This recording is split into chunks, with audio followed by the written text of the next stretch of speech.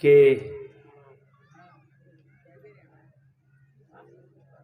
ذمہ داران و ممبران حضرات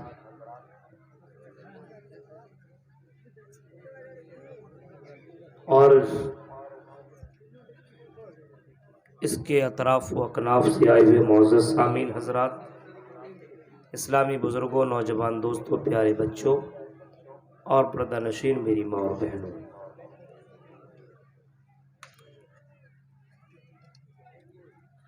آپ کے اس علاقے کے آس پاس میں کئی جگہوں پہ خطاب کرنے کا موقع ملا ہے۔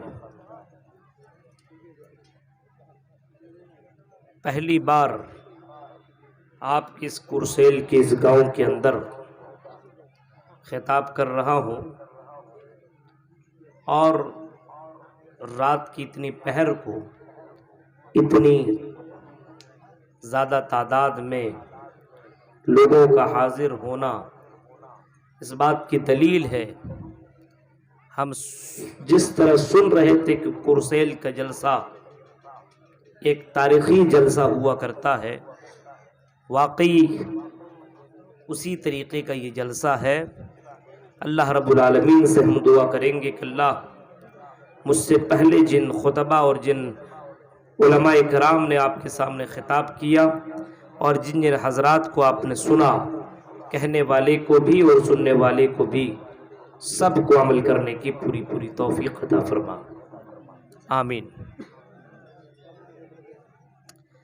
یہ تاریخ آپ کے اس گاؤں کے ایک مشہور شخصیت ڈاکٹر عالمگیر صاحب نے مجھ سے لی، اور جب میں نے یہ تاریخ دی اور بعد میں پھر مجھے پتا چلا کہ یہی وہ گاؤں ہے جس کے اندر بڑے بڑے علماء کرام نے اپنا خطاب کیا ہے اور لوگوں کے سامنے اپنی تقریریں پیش کی ہیں۔ قرآن کریم سورہ جمعہ کی آیت نمبر 3 آپ کے سامنے میں نے تلاوت کی ہے۔ اس آیت کریمہ کے اندر اللہ رب العالمین نے آخری نبی جناب محمد رسول اللہ صلی اللہ علیہ وسلم کے تعلق سے یہ فرمایا کہ اس نبی کو امیوں میں، ان پڑھوں کے اندر ایک رسول کو اللہ تعالیٰ نے بھیجا۔ وَالَّذِي بَعَثَ فِي الْأُمِّيِّينَ رَسُولًا مِّنْهُمْ، وہی وہ ذات ہے جس نے امی کے اندر، ان پڑھوں کے اندر ایک رسول کو بھیجا، ایک رشی منی کو بھیجا، ایک پیغمبر کو بھیجا۔ یتلو علیہم آیاتہ، اس رسول کا کام یہ ہے کہ وہ رسول ان کے درمیان اللہ کی آیتیں پڑھ کر کے سناتے ہیں۔ وَيُزَكِّيهِمْ، اور ان کو پاک کرتے، ان کو صاف کرتے ہیں شرک سے، گناہوں سے،